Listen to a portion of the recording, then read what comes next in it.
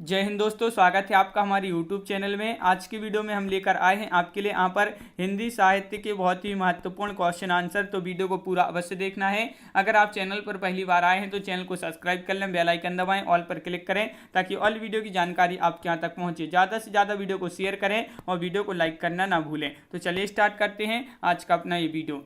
आज का अपना यहाँ पर फर्स्ट क्वेश्चन क्या पूछा गया है तो देख लेते हैं यहाँ पर कि राजमती से रूठकर बीसलदेव कहाँ गए थे।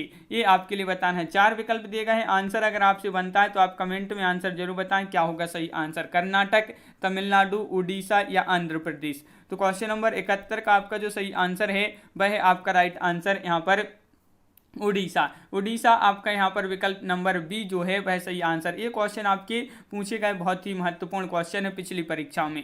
क्वेश्चन नंबर आपका 72 यहाँ पर क्या पूछा है तो देख लेते हैं। यहाँ पर क्वेश्चन नंबर 72 जो दिया गया है वह ये है कि किस रासो ग्रंथ को आला खंड के नाम से जाना जाता है। तो चंद्रवरदाई का पृथ्वीराज रासो, नरपति नाल्य का बीसलदेव रासो या जगनेक का परमाल रासो या दलपति विजय का खुमाण रासो। तो वह कौन सा रासो ग्रंथ है जिसको आला खंड के नाम से जाना जाता है। तो आपका सही आंसर होगा जगनेक का परमाल रासो। परमाल रासो को आला खंड के नाम से जाना जाता है। तो विकल्प नंबर आपका सी राइट आंसर होगा। क्वेश्चन नंबर 73 क्या पूछा गया है। उत्तर प्रदेश में आला खंड के नाम से कौन सा काव्य प्रचलित है। तो बताइए, हम्मी रासो, परमाल रासो, पृथ्वीराज रासो या खुमाण रासो। उत्तर प्रदेश में आलाखंड के नाम से जो काव्य प्रचलित है वह कौन सा है। तो आपका सही आंसर है परमाल रासो। परमाल रासो यानी कि विकल्प नंबर बी आपका यहाँ पर सही आंसर है। क्वेश्चन नंबर आपका 74 क्या पूछा गया है तो क्वेश्चन नंबर 74 पूछा है आल्हा और ऊदल के चरित्र को वीर गाथात्मक काव्य के रूप में रचने वाले कवि हैं। तो कौन है। भट्ट केदार हैं, जगनेक, श्रीधर या चंद्रवरदाई। क्वेश्चन नंबर 74 का सही आंसर यहाँ पर बताना है। क्या होगा इसका सही आंसर। महत्वपूर्ण क्वेश्चन है आपका। और आल्हा और ऊदल के चरित्र को वीर गाथात्मक काव्य के रूप में रचने वाले कवि कौन है। तो जगनेक हैं। कौन है। जगनेक यानी कि विकल्प नंबर आपका सी राइट आंसर है। क्वेश्चन नंबर आपका 75 क्या पूछा गया है। आलाखंड नामक काव्य ग्रंथ का दूसरा नाम है। तो खुमाण रासो है, हम्मीर रासो, विजयपाल रासो या परमाल रासो। तो अभी पढ़ा एक क्वेश्चन कि जो हम्मीर रासो है इसका दूसरा नाम जो है क्या है, सॉरी जो परमाल रासो है इसका दूसरा नाम है आलाखंड। तो विकल्प नंबर आपका डी यहाँ पर सही आंसर होगा। आलाखंड का दूसरा नाम एक क्वेश्चन फिर से डबल हो गया है आपका। तो परमाल रासो यहाँ पर सही आंसर है। क्वेश्चन नंबर आपका यहाँ पर 77वां पूछा गया है। क्या पूछा गया है कि परमाल रासो काव्य कृति के कवि का नाम बताना है। ये किसकी काव्य कृति है। तो नल्ल सेन भट्ट या हेमचंद्र, जगनेक या सारंगधर। तो क्वेश्चन नंबर 77 का आपका आंसर क्या होगा बताइए। यहाँ पर 4 विकल्प भी आपके दिए गए हैं और 77 का आपका जो सही आंसर होगा वह जगनेक राइट आंसर है। विकल्प नंबर आपका बी राइट आंसर होगा। बिल्कुल सही, विकल्प नंबर बी राइट आंसर है। क्वेश्चन नंबर 78 पूछा है आला और ऊदल नामक 2 वीर सरदारों की वीरता पूर्वक लड़ाइयों का वर्णन मिलता है। तो ये जो 2 वीर थे इनका जो वर्णन मिलता है वह किस में मिलता है। परमाल रासो में या खुमाण रासो, पृथ्वीराज रासो, हम्मीर रासो में। तो क्वेश्चन नंबर आपका 78 है और 78 का सही आंसर आपके लिए बताना है। तो इनका जो वर्णन मिलता है वह मिलता है किसमें। परमाल रासो में। विकल्प नंबर आपका यहाँ पर एक सही आंसर होगा। बिल्कुल सही। 2010 में ये क्वेश्चन जो आप देख सकते हैं पूरे क्वेश्चन है ये किसी न किसी एग्जाम में पूछे गए ही क्वेश्चन है। कवि जगनेक की रचना का नाम है। तो जगनेक की रचना बताना है आपके लिए। खुमाण रासो है, आलाखंड है, मृगावती या पद्मावती। तो क्वेश्चन नंबर 79 का आंसर बताइए। 4 विकल्प आपके यहाँ पर दिए गए। महत्वपूर्ण क्वेश्चन। तो कवि जगनेक की रचना का नाम बताना है। तो 79 का आपका जो सही आंसर है वह है आपका यहाँ पर 79 का विकल्प नंबर सी यानी कि आलाखंड। आलाखंड आपका यहाँ पर सही आंसर होगा। आलाखंड आपका राइट आंसर है। बिल्कुल सही। आलाखंड जिन्होंने बताया है तो उनका सही आंसर। क्वेश्चन नंबर है आपका यहाँ पर 80वां क्वेश्चन क्या पूछा गया है तो देख लेते हैं। परमाल रासो के जो लेखक हैं वह कौन है। परमाल रासो के लेखक आपके लिए बताना है। तो आपका यहाँ पर राइट आंसर जो होगा वह क्या होगा सही आंसर। तो आपका सही आंसर होगा जगनेक। जगनेक आपका यहाँ पर सही आंसर होगा। जगनेक राइट आंसर है। बिल्कुल सही, जगनेक राइट आंसर है। क्वेश्चन नंबर 81 क्या पूछा गया है। तो 12 वर्ष ले कुकर जिए और 13 लो जिए सियार, वर्ष 18 छत्री जिए आगे जीवन को धिक्कार। इस किस विधा की रचना है, ये आपके लिए बताना है। सोहर, बिरहा, कजली या आल्हा। 81 का आंसर बताइए। यहाँ पर 4 विकल्प दिए गए हैं, तो ये आपका बताना है किस विधा की रचना है, तो आपका यहाँ पर आल्हा राइट आंसर होगा। आल्हा यानी कि विकल्प नंबर डी 2013 में पीजीटी परीक्षा में पूछा गया महत्वपूर्ण क्वेश्चन है। क्वेश्चन नंबर आपका यहाँ पर जो है 82 पूछा गया है। यहाँ पर वीरगाथा काल के प्रसिद्ध प्रबंध काव्य का नाम क्या है, तो वीरगाथा काल के प्रसिद्ध प्रबंध काव्य का जो नाम है पद्मावत है, कामायनी है, पृथ्वीराज रासो या रामचरितमानस। तो क्वेश्चन नंबर 82 का आपका जो सही आंसर है वह आपके लिए बताना है। 82 का आपका राइट आंसर क्या होगा, तो बिल्कुल सही 82 का आपका यहाँ पर पृथ्वीराज रासो आपका राइट आंसर है। पृथ्वीराज रासो आपका सही आंसर है, विकल्प number B right answer. Question number आपका यहाँ पर जो 83वां पूछा गया है वह क्या पूछा गया है, तो यहाँ पर दिया गया है आपका पृथ्वीराज रासो महाकाव्य की रचयिता कौन है। पृथ्वीराज रासो ये महाकाव्य है, याद रखिए, और इसके जो रचयिता हैं हेमचंद्र हैं, परमाल हैं, चंद्रबरदाई हैं, अमीर खुसरो हैं। तो क्वेश्चन नंबर 83 का आंसर बताना है। सभी लोग एक बार वीडियो को लाइक अवश्य कर लें जिन्होंने अभी तक वीडियो को लाइक नहीं किया है। और आपका यहाँ पर चंद्रबरदाई आपका यहाँ पर विकल्प नंबर बी राइट आंसर होगा। चंद्रबरदाई सही आंसर है, पृथ्वीराज रासो की रचयिता हैं चंद्रबरदाई। क्वेश्चन नंबर आपका 84 पूछा गया है कि पृथ्वीराज रासो के रचयिता कौन है, तो ये क्वेश्चन आपका डबल हो गया, चंद्रबरदाई आपका सही आंसर होगा। तो यहाँ पर ये भी आपका क्वेश्चन डबल हो गया है।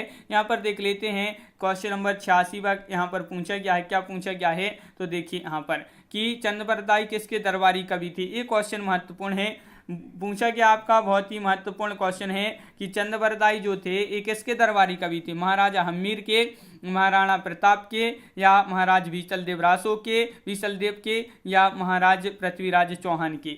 तो क्वेश्चन नंबर 86 का आपका सही आंसर यहाँ पर जो है वह है आपका कि चंद्रबरदाई किसके दरबारी कवि थे, महाराज पृथ्वीराज चौहान आपका विकल्प नंबर डी राइट आंसर है। 2005 में ये आपका क्वेश्चन पूछा गया था पीजीटी में। क्वेश्चन नंबर आपका यहाँ पर 87 है, पृथ्वीराज रासो किस कवि की रचना है। पृथ्वीराज रासो किस कवि की रचना है, तो आपका यहाँ पर राइट आंसर क्या होगा बताइए। क्वेश्चन नंबर है आपका यहाँ पर 87 और 87 का सही आंसर होगा आपका यहाँ पर विकल्प नंबर 1 यानी कि चंद्रबरदाई। चंद्रबरदाई आपका विकल्प नंबर 1 राइट आंसर है, बिल्कुल सही, चंद्रबरदाई राइट आंसर होगा।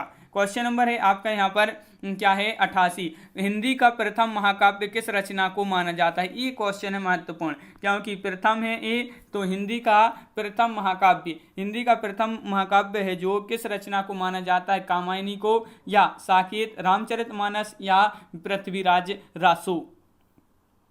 तो क्वेश्चन नंबर है आपका 88 का सही आंसर है आपका पृथ्वीराज रासो, विकल्प नंबर डी आपका यहाँ पर सही आंसर है।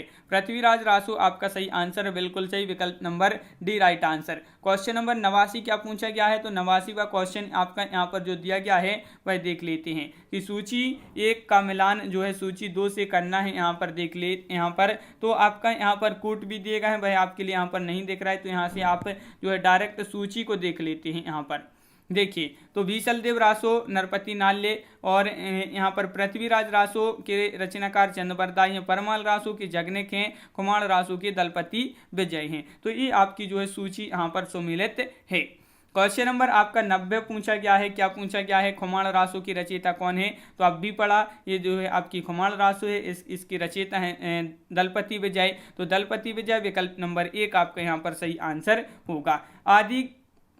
आदिकालीन हिंदी काव्यधारा में उपलब्ध नहीं है, तो आदिकालीन हिंदी काव्यधारा जो है इसमें क्या उपलब्ध नहीं है, जैन साहित्य, सिख साहित्य, सिद्ध साहित्य, नाथ साहित्य। तो क्वेश्चन नंबर आपका है 91 और इसका जो सही आंसर होगा वह क्या होगा, राइट आंसर। महत्वपूर्ण क्वेश्चन है और इसका सही आंसर है आदिकालीन साहित्य, आदिकालीन काव्यधारा में जो उपलब्ध नहीं है, सिख साहित्य नहीं है। तो विकल्प नंबर आपका सी यहाँ पर राइट आंसर यहाँ पर है। क्वेश्चन नंबर आपका यहाँ पर जो अगला पूछा गया है, क्या पूछा गया है, क्वेश्चन नंबर 92। तो देखिए संवत 1050 से 1375 की कालावधि में लिखे गए हिंदी साहित्य का वीरगाथा काल के रूप में नामकरण किसने किया था। तो इसका नामकरण बताना है, किसने किया था इसका नामकरण। तो क्वेश्चन नंबर 92 का राइट आंसर बताना है। 4 विकल्प आपके यहाँ पर दिए गए हैं और इसका जो नामकरण किया था वह किया था किसने, आचार्य रामचंद्र शुक्ल। तो विकल्प नंबर आपका बी यहाँ पर सही आंसर होगा, बिल्कुल सही, बी आपका यहाँ पर राइट आंसर है। क्वेश्चन नंबर 93 आपसे क्या पूछा गया है, तो यहाँ पर देखिए कि आचार्य रामचंद्र शुक्ल के अनुसार हिंदी साहित्य के आदिकाल की समय सीमा क्या है। आचार्य रामचंद्र शुक्ल के अनुसार बताना है, तो आदिकाल की जो समय सीमा है वह क्या है, तो आपका यहाँ पर क्वेश्चन नंबर 93 का जो सही आंसर होगा वह बताना है। महत्वपूर्ण क्वेश्चन पूछा गया है और आपका यहाँ पर जो सही आंसर है वह इसकी समय सीमा बताना है। तो विक्रम संवत 1050 से 1375 तक आपका यहाँ पर जो है राइट आंसर होगा, विकल्प नंबर 1 राइट आंसर है। क्वेश्चन नंबर 94 पूछा गया है, निम्नलिखित में से कौन वीरगाथा काल की रचना नहीं है। देखिए नहीं पूछा है आपसे यहाँ पर वीरगाथा काल की रचना नहीं है, तो संदेश राशक, आलाखंड, जयवंक जसचंद्रिका या भक्तमाल। क्वेश्चन नंबर है आपका 94 और 4 विकल्प भी आपके यहाँ पर दिए गए हैं। तो राइट आंसर होगा आपका यहाँ पर वीरगाथा काल की रचना नहीं पूछा है, तो भक्तमाल आपका सही आंसर है। भक्तमाल आपका राइट आंसर है, बिल्कुल सही, विकल्प नंबर डी राइट आंसर है। नाभादास भक्तमाल के कवि थे और इनकी रचना भक्तमाल है। और यहाँ पर क्वेश्चन आपका यहाँ पर 95 पूछा है, इनमें से कौन सा कवि आदिकाल का नहीं है। देखिए अब कवि पूछा है आपसे यहाँ पर, कवि आदिकाल का नहीं है, तो बताइए चंद्रवरदाई, नाभादास, जगनिक या दलपति विजय। क्वेश्चन नंबर 95 है और महत्वपूर्ण क्वेश्चन भी आपका यहाँ पर पूछा गया है। तो 95 का सही आंसर होगा आपका विकल्प नंबर सी यानी कि नाभादास। नाभादास आपका यहाँ पर सही आंसर है, बिल्कुल सही। नाभादास जिन्होंने बताया है उनका यहाँ पर सही आंसर है, ये आदिकाल के कवि नहीं है। सगुण भक्ति काव्य धारा के कवि थे नाभादास। भक्ति काल में जो सगुण भक्ति धारा सगुण भक्ति काव्य धारा है इसके कवि थे नाभादास। और ये जो है अग्रदास जी के शिष्य थे। और क्वेश्चन नंबर आपका 96 देख लेते हैं क्या पूछा गया है। तो देखिए ये है आपका क्वेश्चन नंबर 96, इनमें से कौन सी रचना आदिकाल की है। तो अब आपसे यहाँ पर अभी नहीं पूछा गया था, अब है बताना है, तो कौन सी है बताइए। यहाँ पर सूरसागर, बीजक, विद्यापति, पदावली या भ्रमर गीत। तो क्वेश्चन नंबर 96 है और 96 का सही आंसर बताना है। पीजीटी परीक्षा में ये आपका 2011 में ये क्वेश्चन पूछा गया, महत्वपूर्ण क्वेश्चन है और इसका सही आंसर होगा आपका विद्यापति पदावली। विद्यापति पदावली ये आदिकाल की रचना है। क्वेश्चन नंबर आपका 97 पूछा गया है, आदिकालीन साहित्य का प्रमुख रस क्या है। तो प्रमुख रस बताना है 97 में। इसका जो प्रमुख रस है शांति, करुण, हास्य या वीर। तो क्वेश्चन नंबर 97 का जो सही आंसर है वह क्या है। आदिकालीन साहित्य का प्रमुख रस पूछा है, तो आपका सही आंसर है, इसका जो रस था प्रमुख वह था वीर रस। कौन सा था, वीर आपका यहाँ पर राइट आंसर है। वीर आपका यहाँ पर सही आंसर है। देखिए आदिकालीन साहित्य का प्रमुख रस वीर रस था, बिल्कुल सही। और आपका यहाँ पर क्या है अगला क्वेश्चन, तो वह देख लेते हैं। विद्यापति ने कुल कितने ग्रंथों की रचना की है। किसने, विद्यापति ने। तो कितने कुल ग्रंथों की रचना की है, 10, 16, 12, 14। तो 4 विकल्प है। क्वेश्चन नंबर है आपका 98 और 98 का सही आंसर है आपका यहाँ पर। तो इन्होंने जो है कुल कितने ग्रंथों की रचना की है, तो आपका राइट आंसर है 14 ग्रंथों की इन्होंने कुल रचना की है। तो विकल्प नंबर आपका बी यहाँ पर, सॉरी डी राइट आंसर आपका यहाँ पर है। क्वेश्चन नंबर 99 पूछा गया है, क्या पूछा गया है, तो यहाँ पर देख लेते हैं। विद्यापति जो हैं इनके पद किस भाषा में रचित हैं, पहाड़ी में, अवधी में, मैथिली में या पिंगल में। तो 99 का सही आंसर आपके लिए बताना है और इसका जो सही आंसर है वह क्या होगा। महत्वपूर्ण क्वेश्चन है, 2014 में आपका क्वेश्चन पूछा गया है और मैथिली आपका यहाँ पर विकल्प नंबर जो बी है वह आपका सही आंसर यहाँ पर होगा, मैथिली। क्वेश्चन नंबर 100 आपसे पूछा गया है यहाँ पर, विद्यापति की कौन सी रचना अभी तक संपादित होकर प्रकाशित नहीं हुई है। देखिए विद्यापति की वह रचना बताना जो संपादित हो गई है होकर भी अभी तक जो है क्या प्रकाशित नहीं हो पाई है। कीर्तिलता, पदावली, कीर्ति पताका या इनमें से कोई नहीं। क्वेश्चन नंबर 100 है और इसका जो सही आंसर है वह होगा आपका यहाँ पर क्वेश्चन नंबर 100 का राइट आंसर विकल्प नंबर आपका बी यानी कि कीर्ति पताका। कीर्ति पताका आपका बी यहाँ पर राइट आंसर है, बिल्कुल सही, विकल्प number B right answer. Question number आपका 101 पूछा गया है, विद्यापति इनमें से किन रचना के आधार पर मैथिल कोकिल कहलाए। बहुत ही महत्वपूर्ण क्वेश्चन है, मैथिल कोकिल कहलाए तो कौन सी वह रचना है जिसके कारण विद्यापति क्या कहलाए, मैथिल कोकिल। पदावली, कीर्ति पताका, कीर्तिलता या उपरोक्त सभी। ये आपका जीआईसी प्रवक्ता परीक्षा 2017 में एक क्वेश्चन पूछा गया है और आपका सही आंसर है यहाँ पर पदावली।